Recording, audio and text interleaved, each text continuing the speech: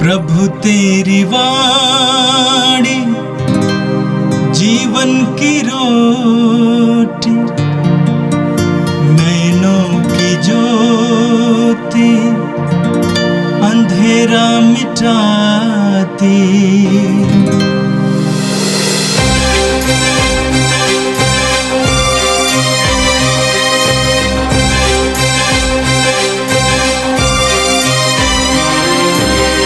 प्रभु तेरी वाणी जीवन की रोटी, नैनों की ज्योति अंधेरा मिटाती। प्रभु तेरी वाणी जीवन की रोटी, नैनों की ज्योति अंधेरा मिटाती। वाणी वाणी वाणी वाणी वाणी पवित्र है, शाश्वत है, जीवन का मन्ना है। 13 अगस्त बुधवार। पहला पाठ विधि विवरण ग्रंथ अध्याय 34 पद संख्याएं 1 से 12 तक।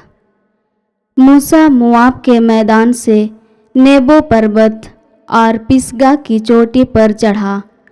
यह यरीको के सामने है।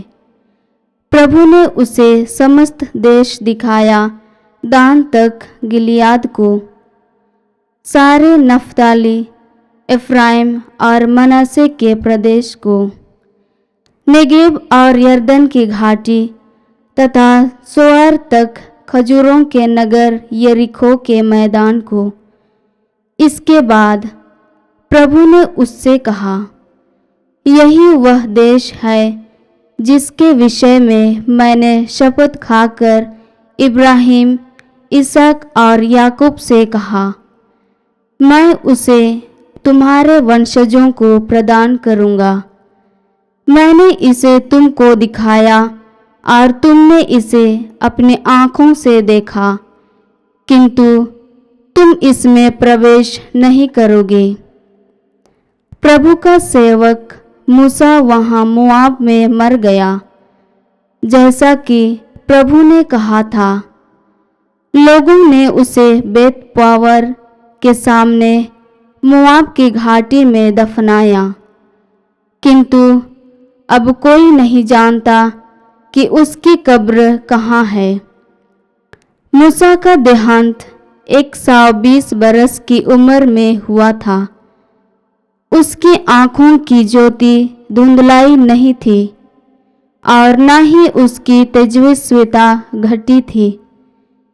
इस्राएलियों ने मोआब के मैदान में 30 दिन तक मूसा के लिए विलाप किया।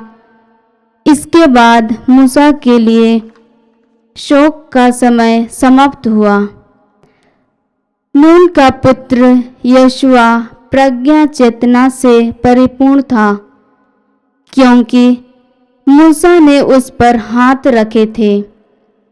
इस्राएली उसका आज्ञा पालन करते और इस प्रकार वे प्रभु का वह आदेश पूरा करते थे जिसे प्रभु ने मूसा को दिया था। बाद में मूसा के सदृश इस्राएल में ऐसा कोई नबी प्रकट नहीं हुआ जिसने प्रभु को आमने सामने देखा हो। ऐसा कोई नबी प्रकट नहीं हुआ जिसने प्रभु के द्वारा भेजा जाकर मिस्र में फिरौन, उसके सब दरबारियों और उसके समस्त देश को इतने चिन्ह तथा चमत्कार और सब इस्राएलियों के सामने सामर्थ्य एवं आतंक के साथ इतने महान कार्य कर दिखाए। यह प्रभु की वाणी है। संत मत्ती के अनुसार पवित्र सुसमाचार अध्याय 18 वाक्य 15 से 20 तक। ईसा ने कहा, यदि तुम्हारा भाई कोई अपराध करता है तो जाकर उसे अकेले में समझाओ। यदि वह तुम्हारी बात मान जाता है तो तुमने अपने भाई को बचा लिया। यदि वह तुम्हारी बात नहीं मानता तो और 2-1 व्यक्तियों को साथ ले जाओ, ताकि 2 या 3 गवाहों के सहारे सब कुछ प्रमाणित हो जाए। यदि वो उनकी भी नहीं सुनता तो कलीसिया को बता दो और यदि वो कलीसिया को भी नहीं सुनता तो उसे गैर यहूदी या नाकेदार जैसा समझो।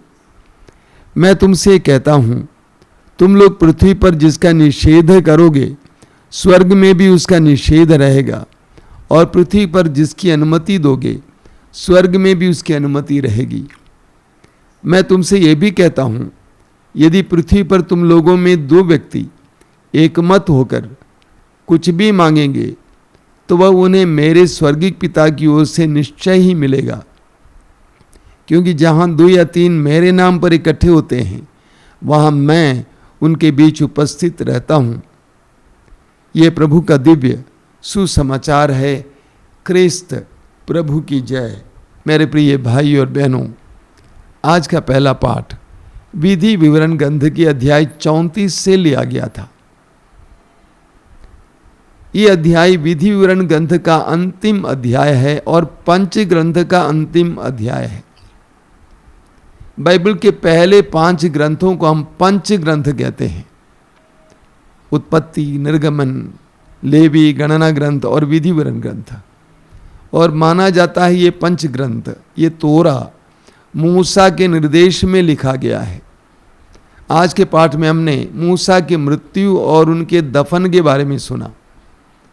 मूसा की मृत्यु से पहले ईश्वर मूसा को नेबो पर्वत ले गया और वहां से यर्दन घाटी दिखा दिया जो इस्राएली लोग अपने अधिकार में करने वाले थे।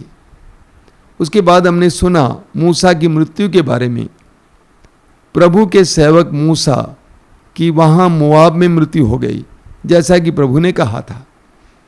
लोगों ने उसे बेत पओर के सामने मोआब की घाटी में दफनाया, किंतु अब कोई नहीं जानता कि उसकी कब्र कहां है। लोगों ने मोआब की घाटी में मूसा को दफनाया, लेकिन लेखक कहता है कि अब तक किसी को नहीं मालूम है कि मूसा की कब्र कहां है। बड़े बड़े राजाओं की कब्रें सुरक्षित रहती हैं। हम भी अपने प्रियजनों की कब्रें सुरक्षित रखते हैं, लेकिन मूसा के बारे में बताया गया उनकी कब्र तक नहीं मालूम है कहां है। इस पाठ को पढ़ने के बाद मुझे गहरी आत्म चेतना हुई। पूरे इस्राएल के इतिहास में मूसा की तरह कोई महान नबी नहीं हुआ है। इतने महान नबी जिसके बारे में आगे आप वर्णन सुनेंगे। इस्राएलियों को मिस्र देश की गुलामी से छुड़ाने वाला, मरु प्रदेश में ईश्वर के द्वारा चमत्कार दिखाने वाला, इतनी बड़ी जनता को प्रतिज्ञात देश की ओर ले जाने वाला, उसकी कब्र कहां है आज भी किसी को नहीं मालूम है। ये मूसा की महानता है। मूसा ने सब कुछ ईश्वर को समर्पित किया। कितने समर्पित थे। और मूसा पूरी तरह से जीरो बन गए, शून्य बन गए। उनकी कब्र का भी पता नहीं है। लोग कहते हैं लोगों से, मैं मरूंगा तो यहां पे गाड़ना, इस तरह गाड़ना, इस तरह करना, लेकिन मूसा की कब्र के बारे में किसी को पता नहीं, आज तक नहीं मालूम है। आगे मूसा की महानता के बारे में लिखा हुआ है। मूसा का देहांत 120 वर्ष की उम्र में हुआ था। उसकी आंखों की ज्योति धुंधलाई नहीं थी और ना ही उसकी तेजस्विता घटी थी। मरते दम तक मूसा की आंखों की ज्योति सही सलामत थी और उसके अंदर जो ओजस्विता थी, जो उत्साह था, घटा नहीं था। यानी मरने तक मूसा जिंदा रहे। कई लोग मरने से कई वर्ष पहले ही मर जाते हैं और किसी तरह जिंदगी को घसीटते रहते हैं, लेकिन जो पवित्र आत्मा से संचालित है वो व्यक्ति अंत तक जीता है। प्रभु यीशु ने कहा है योहन के सुसमाचार के अध्याय 6 उसके वाक्य 63 में, आत्मा ही जीवन देता है, मांस व्यर्थ है। आत्मा ही जीवन देता है। रोमियों के पत्र के अध्याय 8 वाक्य 6 में हम पढ़ेंगे, संत पौलुस कहते हैं आत्मा का परिणाम है, जो आत्मा से संचालित है उसका परिणाम है जीवन और शांति। मूसा आत्मा के द्वारा संचालित थे, पवित्र आत्मा के अभिषेक से भरे हुए थे, इसीलिए उनके अंदर वो ओजस्विता, वो ऊर्जा, वो उत्साह बना रहा। मूसा के बाद योशुआ इस्राएलियों का अगुवा बना, नेता बना। योशुआ के बारे में लिखा हुआ है, नून का पुत्र योशुआ प्रज्ञा चेतना से परिपूर्ण था, क्योंकि मूसा ने उस पर हाथ रखे थे। योशुआ प्रज्ञा से परिपूर्ण था, चेतना से परिपूर्ण था, ईश्वरीय चेतना से, आध्यात्मिकता से, पवित्र आत्मा के अभिषेक से परिपूर्ण था। कारण क्या बताया जा रहा है? क्योंकि मूसा ने उस पर हाथ रखे थे। अभिषिक्त व्यक्ति जिस पर हाथ रखता है उस व्यक्ति को भी अभिषेक प्राप्त होता है।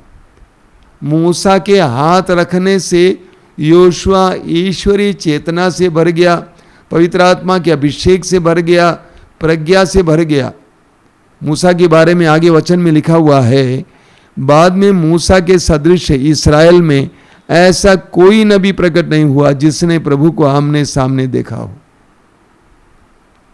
पूरे इस्राएल के इतिहास में मूसा की तरह कोई महान नबी प्रकट नहीं हुआ, वचन कहता है, जिसने ईश्वर को आमने सामने देखा हो। वचन में, निर्गमन ग्रंथ में और अन्यत्र भी हम पढ़ेंगे कि मूसा ईश्वर को आमने सामने से देखता था। मूसा और ईश्वर के बीच में कोई बाधा नहीं थी। मूसा पूरी तरह से ईश्वर में लीन थे। मूसा का हृदय, मन और आत्मा पूरी तरह से ईश्वर में लीन थे। मूसा ईश्वर को आमने सामने देखते थे। आगे लिखा हुआ है, ऐसा कोई नबी प्रकट नहीं हुआ जिसने प्रभु के द्वारा भेजा जाकर मिस्र में फिरौन, उसके सब दरबारियों और उसके समस्त देश को इतने चिन्ह तथा चमत्कार प्रकट करे। ईश्वर ने मूसा के द्वारा बड़े बड़े चिन्ह तथा चमत्कार प्रकट किया।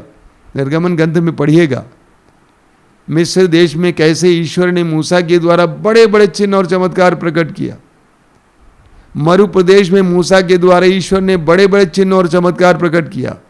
लाल समुद्र को मूसा के द्वारा ईश्वर ने 2 भागों में विभाजित किया। इतने बड़े चिन्ह और चमत्कार ईश्वर ने मूसा के द्वारा प्रकट किया, क्योंकि मूसा पूरी तरह से प्रभु के अधीन थे।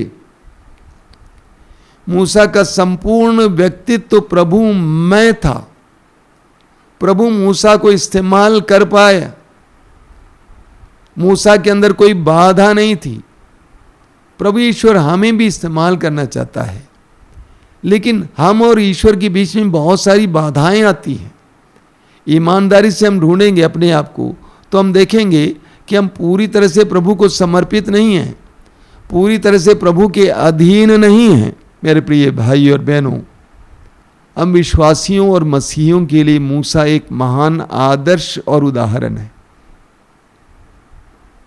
हम में से कई लोगों को अलग अलग प्रकार की जिम्मेदारियां दी गई हैं। किसी को घर चलाने की जिम्मेदारी दी गई है, किसी को समाज में नेतृत्व करने की जिम्मेदारी दी गई है, किसी को कलीसिया के अगुवा बनने की जिम्मेदारी दी गई है। मूसा के ऊपर एक बहुत बड़ी जिम्मेदारी थी, एक बहुत बड़ी जनता को संभालने और आगे ले जाने की जिम्मेदारी। अपनी जिम्मेदारी को निभाते हुए मूसा ने हर समय ईश्वर से संपर्क बनाए रखा। हर परिस्थिति में वो ईश्वर से सलाह लेते थे। कठिनाइयों में, परेशानियों में तुरंत मूसा ईश्वर के पास चले जाते थे। और आज हमने सुना मूसा की मृत्यु के बाद उनकी कब्र कहाँ है किसी को पता नहीं है। यानी इतने महान नबी होने के बावजूद, इतने बड़े कार्य करने के बावजूद वे वास्तव में शून्य बन गए। उनका जीवन अपने लिए नहीं था, अपने यश के लिए नहीं था। हम मूसा से सीखें, हम भी निस्वार्थ जीवन के बारे में मूसा से सीखें। और आज का सुसमाचार संत मत्ती के सुसमाचार के अध्याय 18 से लिया गया था। आज के पाठ में प्रभु यीशु हमें विश्वासियों के समुदाय के सामुदायिक जीवन और सामुदायिक प्रार्थना के महत्व के बारे में समझाते हैं। कलीसिया विश्वासियों का समुदाय है। मसीह धर्म सामुदायिक धर्म है। हम एक दूसरे से जुड़े हुए हैं। यूहन्ना के सुसमाचार के अध्याय 15 उसके वाक्य 5 में प्रभु यीशु कहते हैं, मैं दाखलता हूं और तुम डालियां हो। प्रभु ने नहीं कहा तुम डाली हो, बल्कि तुम डालियां हो, एक दूसरे से जुड़े हुए हो, तुम एक दूसरे के लिए जिम्मेदार हो। उत्पत्ति ग्रंथ के अध्याय 4 में हम पढ़ते हैं, कायन ने अपने भाई हाबिल की हत्या की। ईश्वर कायन के पास आता है और कायन से पूछता है कि तुम्हारा भाई कहाँ है। कायन कहता है कि मैं अपने भाई का रखवाला हूं। हां, हम एक दूसरे के लिए जिम्मेदार हैं। आज के पाठ में प्रभु यीशु ने हमें एक दूसरे को सुधारने की आवश्यकता के बारे में बताया। प्रभु ने कहा यदि तुम्हारा भाई कोई अपराध करता है तो जाकर उसे अकेले में समझाओ। कितनी सुंदर बात है। अगर तुमको दिखाई देता है कि तुम्हारा भाई कोई अपराध करता है तो उसका विज्ञापन मत बनाओ, उसका प्रचार मत करो, उसको डांटो फटकारो नहीं, उसकी चुगली मत करो, उसके पीठ पीछे मत बोलो, बल्कि अकेले में समझाओ। डांटना नहीं, फटकारना नहीं, अकेले में समझाना। समझाने में और डांटने फटकारने में फर्क है। समझाने का मतलब है उसको बचाने के ध्येय से उससे बात करना। हम उसे बचाना चाहते हैं। देखिए प्रभु क्या कहते हैं, यदि वह तुम्हारी बात मान जाता है तो तुमने अपने भाई को बचा लिया। प्रभु बताना चाहते हैं कि तुम्हें अपने भाई को बचाने की तुम्हारी जिम्मेदारी है। तुम अपनी आंख बंद नहीं कर सकते हो। तुम अकेले स्वर्ग नहीं जा सकते हो। अगर तुम देखते हो कि तुम्हारे बगल में रह रहा भाई अपराध पर अपराध करता जा रहा है और तुम आंख बंद करके जियोगे तो तुम्हारी एक बहुत बड़ी जिम्मेदारी को तुम टाल रहे हो। प्रभु कहते हैं तो तुमने अपने भाई को बचा लिया। यदि वो तुम्हारी बात नहीं मानता तो फिर 2-1 व्यक्तियों को साथ ले जाओ, लेकिन तब भी अपनी जिम्मेदारी से तुम पीछे नहीं हटोगे। उसको बचाने के लिए हरगिज प्रयास करोगे। 2-1 व्यक्ति को लेके जाओ, तब भी उनकी भी बात नहीं मानता है तो कलीसिया के सामने ले आओ। किसी भी तरह से अपने भाई को बचाने के लिए प्रयास करो, प्रभु बताना चाहते हैं। यदि कलीसिया की भी बात ना माने तो उसको गैर यहूदी मान लो, उसको जाने दो, लेकिन अंत तक तुम्हें अपने भाई को बचाने के लिए प्रयास करने की आवश्यकता है। ये अधिकार स्वयं प्रभु देते हैं। देखिए प्रभु क्या कहते हैं, मैं तुमसे कहता हूं तुम लोग पृथ्वी पर जिसका निषेध करोगे स्वर्ग में भी उसका निषेध रहेगा। प्रभु यीशु को हम बचाने वाला कहते हैं, मुक्तिदाता कहते हैं। यीशु ने इस मुक्ति के कार्य में हमें भी सहभागी बनाया है। एक दूसरे की मुक्ति के लिए प्रयास करना हमारा भी कर्तव्य है। अंधेरे में पड़े लोगों को प्रकाश में ले आना हमारा भी कर्तव्य है। बुराई में फंसे हुए लोगों को प्रकाश में ले आना हमारा भी कर्तव्य है। मैंने कई ऐसे विश्वासियों को देखा है जो अपनी जिंदगी जीते हैं, मैं मेरा परिवार, दूसरों के बारे में कतई सोचते नहीं हैं। ये वास्तव में सच्चे मसीही और विश्वासी नहीं हैं। यीशु के शिष्य ऐसे नहीं हो सकते हैं। आगे इसी बात को बढ़ाते हुए प्रभु यीशु कहते हैं, मैं तुमसे ये भी कहता हूं, यदि पृथ्वी पर तुम लोगों में 2 व्यक्ति एकमत होकर कुछ भी मांगेंगे तो वह उन्हें मेरे स्वर्गीय पिता की ओर से निश्चय ही मिलेगा, निश्चय ही मिलेगा। प्रभु कहते हैं यदि तुम में से 2 व्यक्ति एकमत होकर एक हृदय और एक मन से कुछ भी मांगेंगे मेरे पिता की ओर से वह निश्चय ही उन्हें प्राप्त होगा। एकमत होकर प्रार्थना करना, सामुदायिक प्रार्थना का महत्व तो प्रभु समझाते हैं। हमें प्रेरित चरित्र के अध्याय 12 में पढ़ने को मिलता है, पेतरुस को हेरोद ने गिरफ्तार कर लिया था उसको मार डालने के लिए, और वो बंदी गृह में रखा हुआ था। 16 सैनिकों के रखवाली में उसको रखा गया था। और कलीसिया क्या कर रही थी? कलीसिया प्रार्थना कर रही थी। कैसे प्रार्थना कर रही थी? एक मत होकर प्रार्थना कर रही थी। नतीजा एक बहुत बड़ा चमत्कार हुआ। ईश्वर ने अपने दूत को भेजकर पेतरुस को उस कैद खाने से बाहर ले आया, स्वतंत्र किया। सामुदायिक प्रार्थना का महत्व तो समझ लीजिए। हमें प्रेरित चरित्र के अध्याय 4 और अध्याय 2 में हमें पढ़ने को मिलता है कि विश्वासी लोग एकमत होकर प्रार्थना करते थे, एक हृदय होकर, एक मन होकर प्रार्थना किया करते थे। उसके द्वारा कितने बड़े बड़े चमत्कार और चिन्ह प्रकट होते थे। प्रभु कहते हैं कि 2 व्यक्ति एकमत होकर, 2 या 3 एकमत होकर। इसका क्या तात्पर्य है? यहाँ पर 2 या 3 कौन होते हैं? परिवार में पति पत्नी और बच्चे, जो सामुदायिक जीवन जीते, सामाजिक जीवन जीते, विशेष करके जो धर्म बहनें और पुरोहित होते हैं। कम्युनिटी प्रेयर, सामुदायिक प्रार्थना। सामुदायिक प्रार्थना में बहुत बड़ी शक्ति है। एक साथ प्रार्थना करने में बहुत बड़ी शक्ति है। हम सभी जानते हैं एक साथ हम बहुत कुछ कर पाते हैं, अकेले नहीं कर पाते हैं। प्रभु यीशु कहते हैं एक साथ प्रार्थना करने की आवश्यकता है। क्या कारण है? प्रभु कहते हैं जहाँ 2 या 3 मेरे नाम पर इकट्ठे होते हैं, मैं वहाँ उपस्थित रहता हूँ। यीशु के नाम पर हम इकट्ठे होते हैं तो यीशु स्वयं वहाँ पर उपस्थित होते हैं। यानी प्रभु कहते हैं कलीसिया में यीशु उपस्थित हैं। जहाँ कलीसिया वहाँ यीशु, जहाँ विश्वासियों का समुदाय वहाँ यीशु। आपको याद होगा प्रेरित चरित्र में आप सुनेंगे पौलुस मसीहियों पर अत्याचार करता था और प्रभु ने दमिश्क के मार्ग पर उसको गिराया और प्रभु ने उससे पूछा, साउल साउल तुम मुझ पर क्यों अत्याचार करते हो? तो उसने पूछा, प्रभु आप कौन हैं? प्रभु ने कहा कि मैं ईसा नाजरी हूं। यानी जब कलीसिया पर अत्याचार हो रहा था, प्रभु कहते हैं कि तुम मेरे ऊपर अत्याचार कर रहे थे। कलीसिया में यीशु है, यीशु के नाम पर इकट्ठे होते ही वहां पर यीशु उपस्थित होने की प्रतिज्ञा करते हैं। मेरे प्रिय भाई और बहनों, कभी कभी हम विश्वासी लोग, मसीही लोग स्वार्थी बन जाते हैं।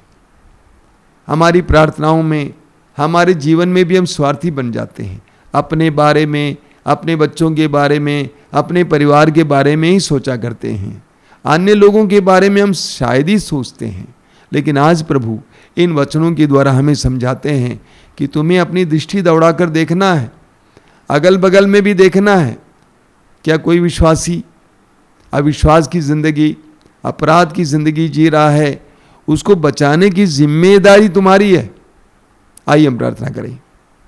प्रभु यीशु धन्यवाद देते हैं आज के तेरे सुंदर वचनों के लिए। तुझसे प्रार्थना करते हैं हमें और सामाजिक बना दे।